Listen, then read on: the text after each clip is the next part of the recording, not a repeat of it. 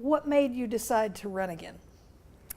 There's a lot of work that I still want to do, and I think we have excellent momentum. So I love serving with this team. I love this city, and I want to keep doing what it takes to move it forward. What do you bring to the job that would make you a better choice than your opponents? Well, now I bring 2 years of experience. Before that, I just bring, as a small business owner, I bring business experience. As a lawyer, I bring the ability to study problems and also to think on my feet. A lot of this job involves a public presence for the city of Amarillo, being the ambassador for the city of Amarillo. And you have to be a good public speaker, and you have to be able to think on your feet and strategize on your feet. So I guess that's the package. Okay. How do you answer critics who have raised questions about votes you've made that affect downtown, where you own a building, for example, or landscaping improvements around close to your neighborhood? How do you address people that say you shouldn't have voted on those issues? Be clear that I have never voted on a project that I had a conflict on. I've never voted on a project that profited my husband, me, our family, our partners. I have not voted on a project that in any way profited us. So I know there's been some questions about that, and I welcome people's questions, but what I want is to make sure they have the facts, because there are some stories and conversations out there that aren't true. The facts are, I've never voted on a project that we were the recipient of any city incentives or any dollars given on a city incentive project. Okay. Do you think it's perception because, you know, a vote on downtown and you have a building downtown? Where's the line on that? I think there is some perception. We own a building downtown, the Amarillo Building, Amarillo's oldest high-rise. I'm kind of proud of that little history fact. I think there's been some misinformation about what ownership interests we have. There have been people who said we own an interest in the Embassy Suites, the downtown convention hotel. That's not true. We never have. People who've said we owned an interest in the partnership that owned the Commerce Building. That's not true. We never owned any part of that building. So I think it's sometimes people want to jump to that worst assumption. But the truth is the Amarillo Building is the only building that we have an interest in downtown, and it's never been the recipient of any city incentive dollars or any other incentive dollars for that matter. So we're going to get to some issue things, but I want to get to a couple of the conflict things early on. There's a lawsuit against the city and the council for what are perceived open meetings violations, such as 4 members attending a meeting where there was a quorum. They made a quorum and they attended a meeting of the Amarillo Economic Development Corporation, and some other things that are perceived as perhaps open meetings violations. How do you, and I don't want you to comment on the lawsuit, but can you talk about, you know, what happened or what you're doing for transparency? So I can't comment on the lawsuit. As far as transparency is concerned, first of all, I respect that law, and I want to make sure that we abide by it all the time, every time. And I believe that we have. So I think there are always going to be concerns about transparency because there are some decisions that, from a negotiations point of view, happen. The decisions don't happen, but pieces of the process happen in order to protect the city's position for negotiation purposes. Other than those conversations, which happen in executive session but eventually come out into the public for a vote, I feel like everything we do happens there at the dais. We're very careful about conversations. We have very few conversations as council members because we see the benefit of including the public and we want the public to be involved, and we want to hear their feedback about what's happening and how we're governing. So I feel like we govern very well together as a team, and I feel like our commitment to that transparency is part of what makes us a good team. You've had some folks concerned about the meeting times changing. What was the reason behind that decision, and how do you work it where as best you can to get participation? When you hit it right there. When you look at it and you know that you want as many citizens as possible to participate in a meeting, you know you want citizen feedback, whether that's through public comment at a meeting, through an email, through a letter, through a phone call.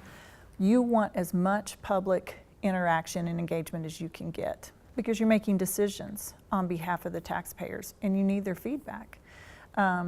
With that change, we were able to increase public comment from 30 minutes to an hour. So we doubled it. We doubled the amount of time given for citizens to come and give public comment.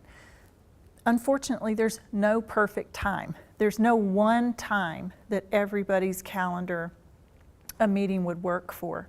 When you look historically at the times that the City Council has held meetings, the majority of the time those meetings have started at 3 o'clock. So the city has always done its business, the majority of the time the city has done its business during business hours. It started its regular meeting at 3 o'clock, and then work sessions started before that, sometimes at 11, sometimes at 1, just depending on how much work session work they had. So when you go back and look historically, such a large majority of the meetings happened during business time, and just searching for that best time that suits senior citizens, that suits working moms who have kids to pick up at 5 o'clock. There is no perfect time, but we felt like the noon hour was the best time that gave the most citizens the chance to participate. Okay. And then there was a period where clapping was banned at the City Council and meetings. What did you learn from that decision? Because you've changed it, or you've changed the policy, and where do you go from there? What we want at our public meeting is an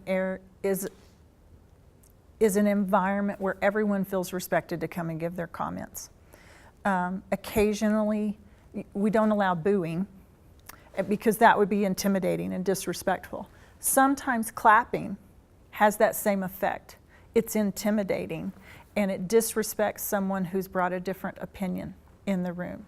And so our attempt was to just eliminate all of that noise making so that no one would be intimidated to come and give their idea at the podium. It's been challenging, and I've learned a lot from watching people intentionally come to try and disrupt things.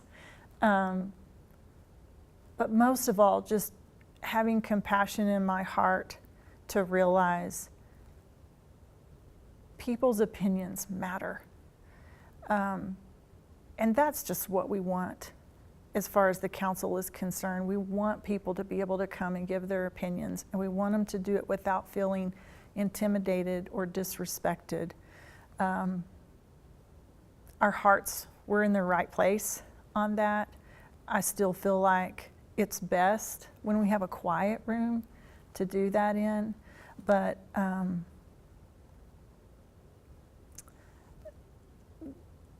I'm sad by the way that all played out.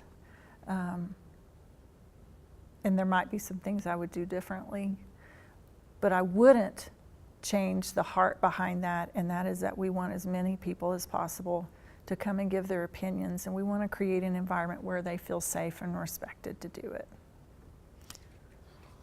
What will be the next initiatives you want to pursue besides what's ongoing? Yeah, there's lots good ongoing, but I think what I have my sights most set on is creating dedicated funding in our budget for year over year. So not just 1 year, but year after year to repair our streets and our roads. That's a place where we've let our city get behind, and it's a very expensive place to try and catch up. A few years ago, we did a bond, almost $100 million, where voters approved and said, yes, let's apply this towards some major streets and road repair projects. That's great. But are we using that as our method so that every 10 years or so we're going to go to the voters and ask for a large chunk of money to do our roads?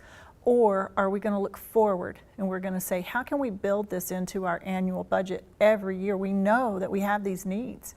How can we do that? Well, last year in August, we talked about, when we did the budget for the last year, we said next year, because the staff works on that all during the calendar year, next year we want a streets and roads dedicated fund, essentially. So if we took $1 million in what will be the 1920 budget, and we held that for street and road repair, and then the next year, 2021, we added another $1 million. So we held that first $1 million, and the next year we add $1 million.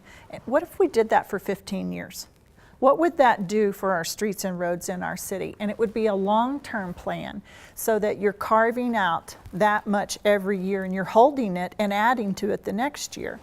So in 15 years, if we have a dedicated street fund in our general fund budget, then we're not hitting the taxpayers up every 10 years or so for a giant bond to try and play catch up. Instead, we're planning ahead. We pay with cash.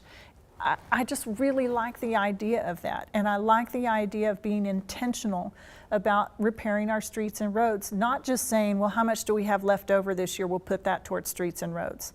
No, just like we put public safety up front, we said we want to fight crime, then the next thing I think we need to do is we need to say, it's the city's job to maintain our streets and roads. So let's put that issue right up front in the budget and make it an intentional item that we fund, not just what's left over every year. Single-member districts have been brought up during this election by some of the challengers. What are your thoughts on single-member districts, and how would you go about that if you like it? You know, over and over again, I from issue to issue feel like we get to decide what kind of city we want to live in. And so if we feel like as a city this is a conversation we want to have, I don't think we should be afraid of having any conversation about it. We need to learn to respect the differing points of view. I think this is an issue that will have strong feelings for and strong feelings against. So it will be a good opportunity for us to exercise those respect muscles and the listening muscles as we have a community conversation about it. I'm not afraid to have that conversation. Okay. Some have claimed this council is paying attention to some areas downtown, perhaps to the detriment of maybe others. North Heights and East Amarillo Boulevard have been brought up. How do you answer that? Well, I would answer that by saying the North Heights neighborhood plan was approved just as we came on to the council.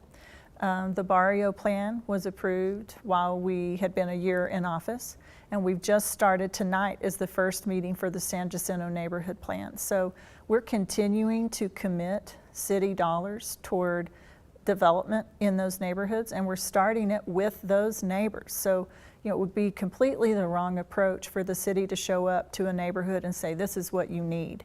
That has got to start from within the neighborhood. And the city is just a partner in creating a framework for those neighbors to come forward and say, it's our neighborhood, this is what we want it to look like, this is how we want it to change, and these are the projects that we want to emphasize.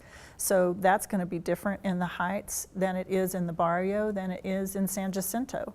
I think there are a lot of projects that people aren't aware of, and so we can always do a better job of telling our story and pushing information out there. But as far as the North Heights is concerned, the Warford Center is a gigantic investment in that facility, and it now operates year-round, as well as the neighborhood. There's $5 million worth of funds to go between those three neighborhoods. So they'll each get $1 million, a little over $1.5 million to put toward projects and they're steering it. They're driving what those projects are. So I do hear people say that, and it convicts me that we need to do a better job of telling the story of how we're working with those neighborhoods on their time frame, on their issues, the ones they want. And you know, the downtown effort has been a long time coming. It spanned over many city councils, and a lot of different community volunteers and organizations have moved it. I keep telling people, there's no such thing as overnight success.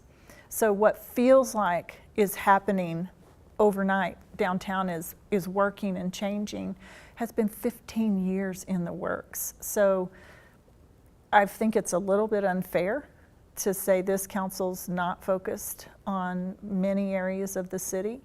And to some extent, we're standing on the shoulders of previous councils that have come before us with the downtown success. The council that came right before us started the North Heights Neighborhood Project and also put in place Tiers 2, which benefits East Amarillo. So it's been a partnership between many councils and needs to continue forward. I hope many councils going forward will continue that work. What are your thoughts on the closing of Thompson Park Pool and what happened that let it get so bad?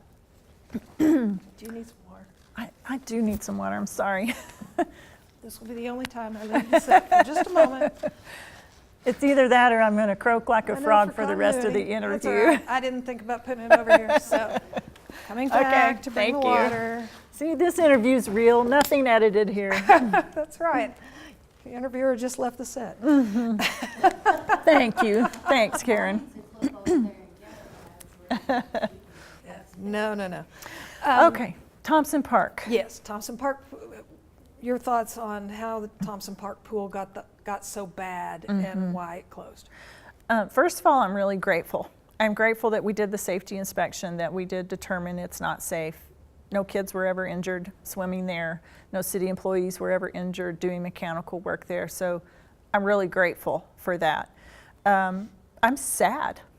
I'm sad that we're closing a piece of history and that we didn't have a better plan in place to avoid a gap in services. I'm determined that we will move forward in a productive way, and that means starting now, asking citizens what they want to see in a replacement. I look forward to building another pool. I'm not so sure we don't need 2 more pools.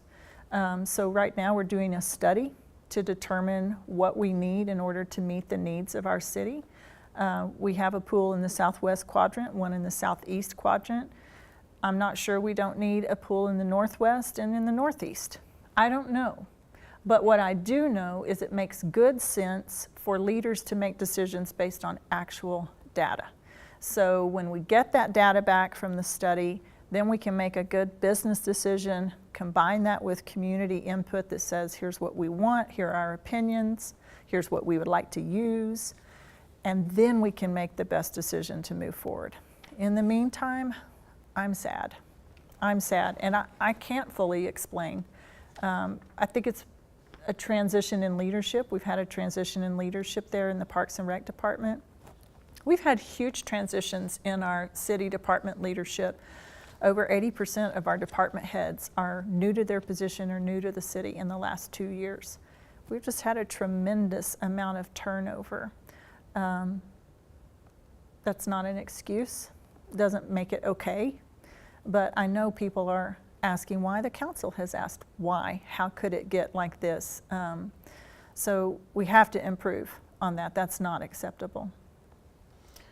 The Texas legislature is considering enacting a cap on local government property taxes.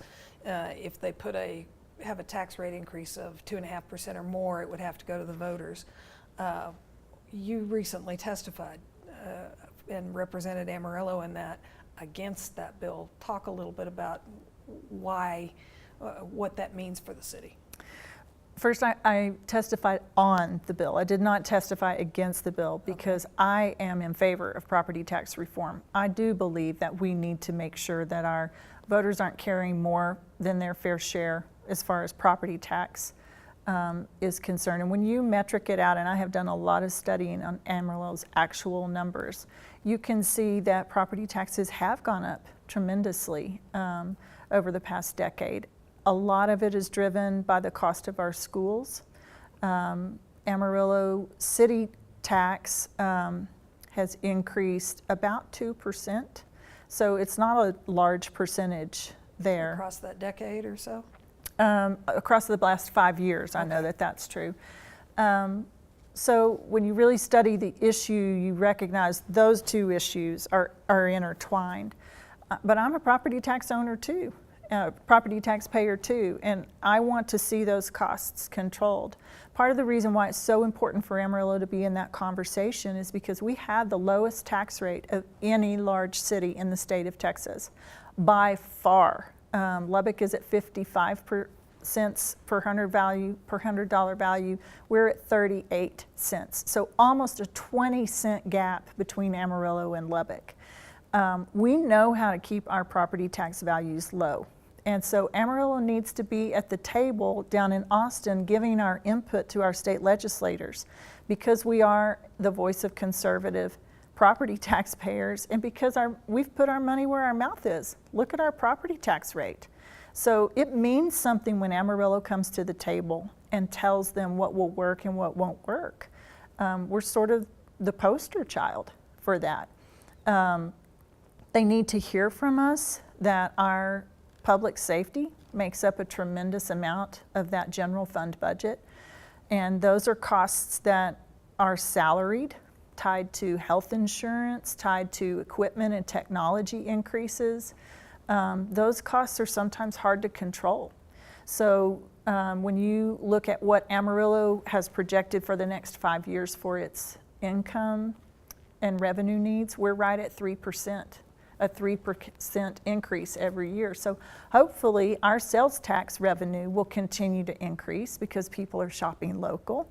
And that won't be a problem for us. But our legislature needs to know what will work for our city. And if we're a city that does it right, we need to be down there giving them our data. So I'm in favor of property tax reform.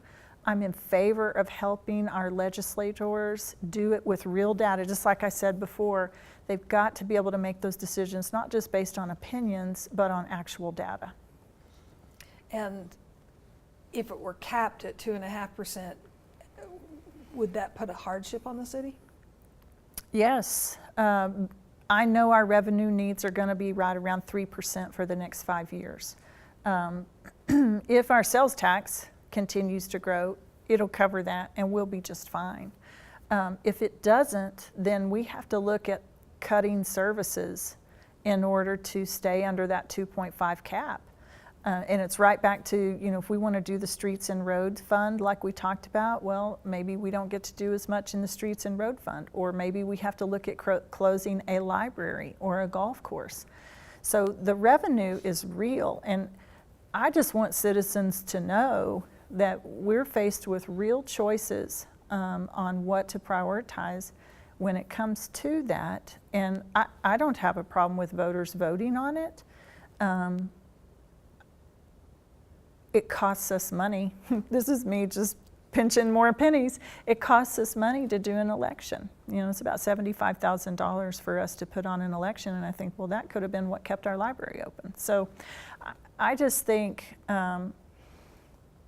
knowing that Amarillo has done so well in the past keeping its property tax rates as low as they possibly could, and we just cut as much waste and manage our budget as tightly as we can,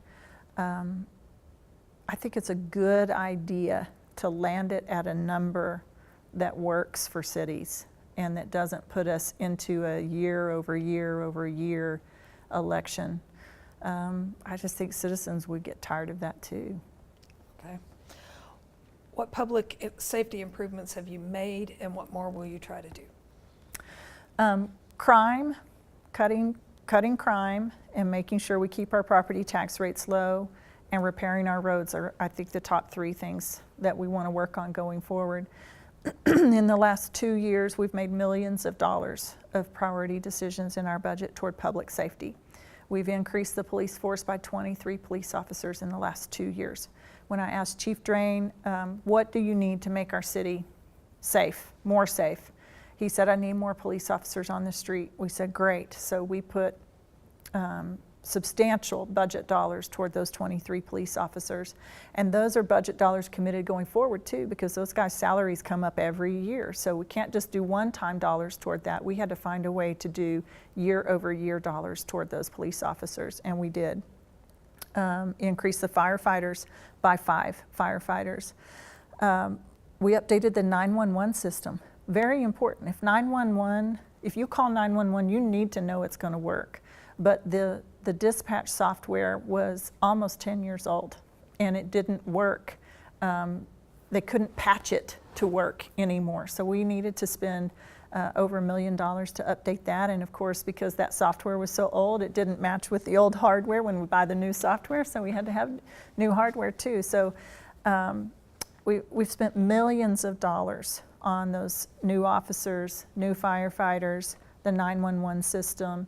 We have equipped all of our police officers with body cameras, and that'll be an ongoing year after year cost as well. So we've made a significant investment in our police force and our first responders, and we should. Those men and women need our support, and they need to have the best equipment available so that they can take care of us in that moment when we need them the most. So I'm very proud of that work that this council's done, and going forward we'll just continue to work with Chief Drain, continue to prioritize those dollars every year, and look to support any new dollars or any new needs that they need to keep our city safe. This council drew some criticism for how it handled a homeless camp that cropped up on the northern edge of downtown.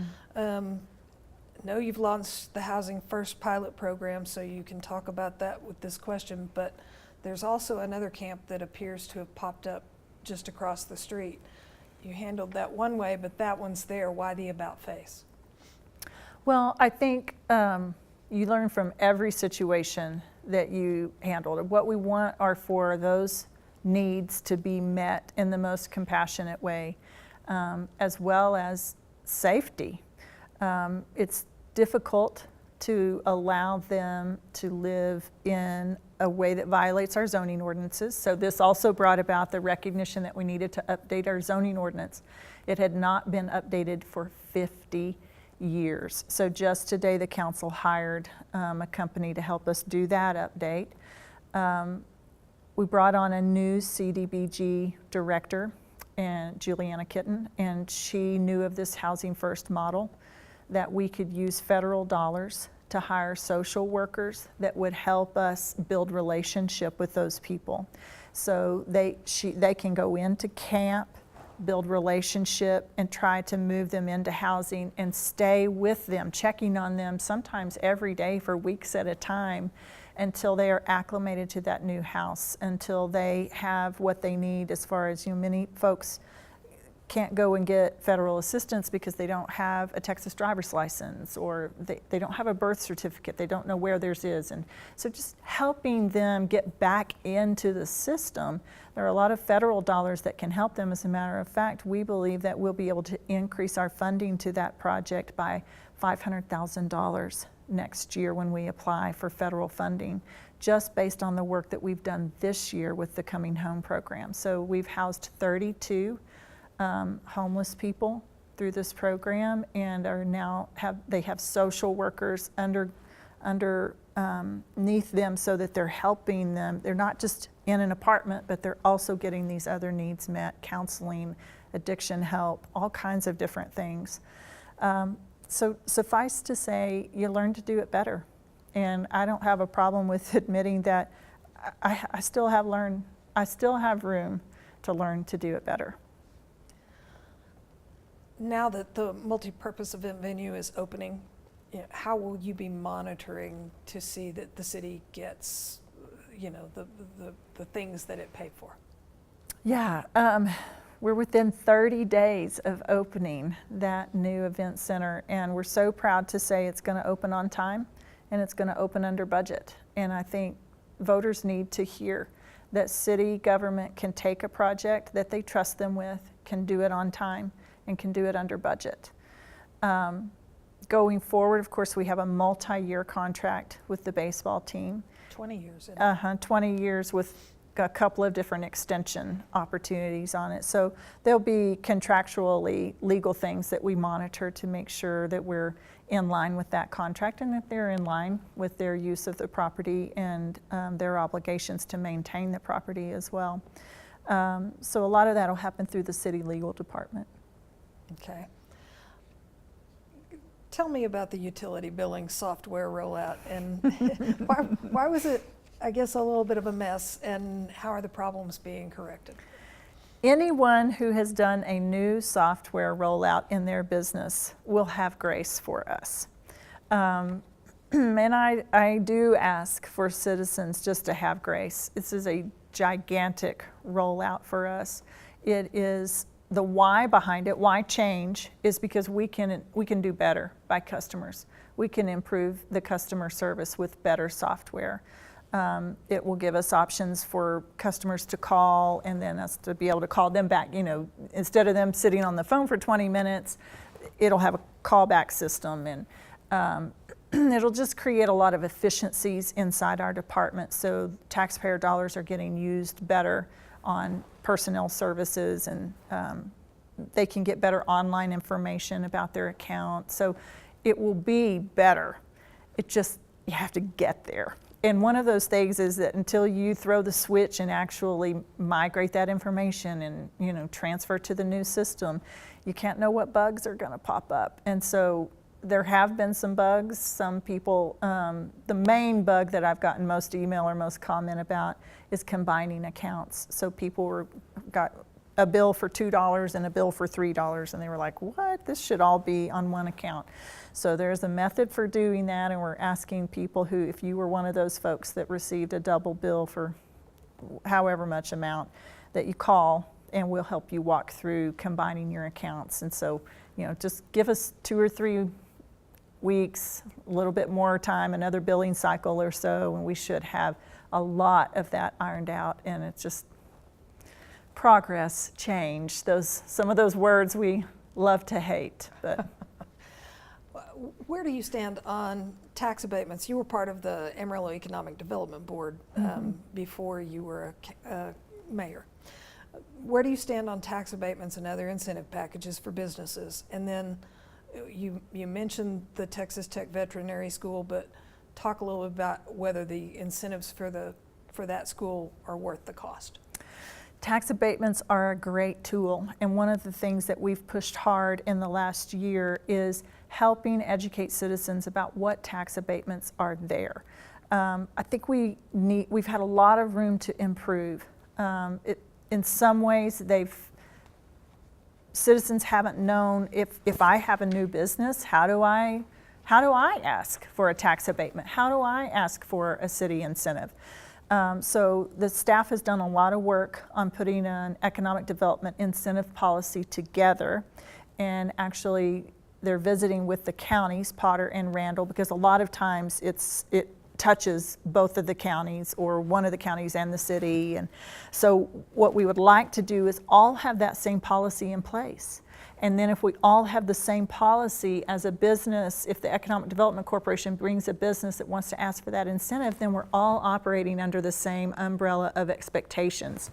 And it makes it easier to recruit a business. So it's been a lot of work and just having those conversations, and we're coming down to that almost being ready to go before the City Council for approval. So I'm very excited about that piece of work, and it hasn't hit an agenda yet, so people might not know about it. But seeing that part of what we've talked about internally, why it's so important to have written policies, is because that way people can know what the expectations are.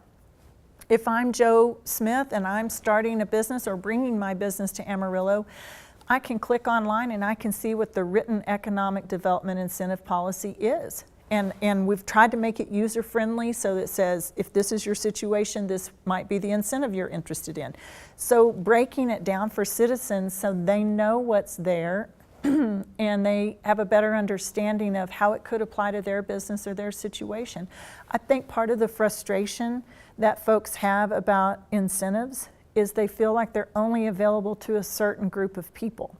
And there are multiple types of incentives, multiple ways to go about asking for one. There are multiple organizations in the city that give incentives. There's Tiers 1 and Tiers 2. There's the AEDC, the Economic Development Corporation. So it's hard to know what door to knock on or how to fill out an application. And I think it would be much more user-friendly if we just had one application and it looked pretty much the same for any business, and then we internally helped steer them to the place that's most likely that they could get some help. So that's coming, and I'm very excited about that work. It's been a lot of hours, but I think it'll be good, and I think it will help us in the city as we have more dialogue about city incentives. Vet school. Yes. This city council had the opportunity to do something historic for our city, really for our entire region and for our state as a whole. And that is to work on a project to bring a second vet school to Amarillo. There's only one vet school in Texas, and there has been for over 100 years. There hasn't been a new vet school in the United States in over 40 years. So it's time. And we're the ones who have the opportunity to do it. So we have prioritized that project. We put incentive dollars behind it. $69 million was the backstop. People have continued to step forward with private dollars, and so that number's looking more like 40 or 45 million now, and still falling. We've done a tremendous amount of work in the legislature to get legislative backing, and we're very hopeful that we will have full funding out of the legislature. We won't know that till the end of May, probably. But this is a project that drives both economic and educational opportunities for Panhandle students. The annual impact of having that veterinary school in Amarillo would be $76 million a year, indefinitely, for however long it's here in our city. That doesn't even begin to touch the research opportunities and the medical opportunities for development. Those economic opportunities would spin off of that and add into that $76 million. So there's so many ways to see that this is a good idea and a good investment on our part. So if we're going to invest $40 million in it and get $76 million back the first year, I like the numbers on that. As a business person, I say bring me those deals all day long. So it's a very exciting project, and it would benefit rural Texas all across our state. How do you pay for new growth while still maintaining existing infrastructure, and should developers pay more of the cost of that growth? That's a good question, and one that we struggle with. We have over 1,000 miles of streets to maintain in our city, and as I told you, I think one of my biggest priorities is figuring out how we maintain what we have going forward so that we're being good stewards with it and we're not getting behind. So then when you begin to look at the growth in our city, and you look at the growth southwest and the growth between Canyon and Amarillo, and even the growth happening outside of the city limits, you know that if we continue to grow without a plan to bring those streets onto our maintenance program, that's been part of the problem, frankly. That's part of why we're behind, is because as those new portions have come on, we have not had a plan for absorbing the maintenance of them at the same pace that they've been coming on. So for one thing, we shouldn't be afraid of having that conversation. And the second thing is we've got to make sure the right people are at the table to have the conversation. It's not just the government people at the table. We've got to have the people in the business at the table. Those real estate developers, people whose business plans are 5 and 10 years out. We can't go making a change that their banker has already banked on it being one thing for the next 10 years of the business plan for their business. So part of it is being aware of how their businesses operate and asking them to the table and being fair to them in any change that we make. having a long-term view on it. This council does such a great job of looking long-term, of thinking long-term financial policy, a long-term city planning policy.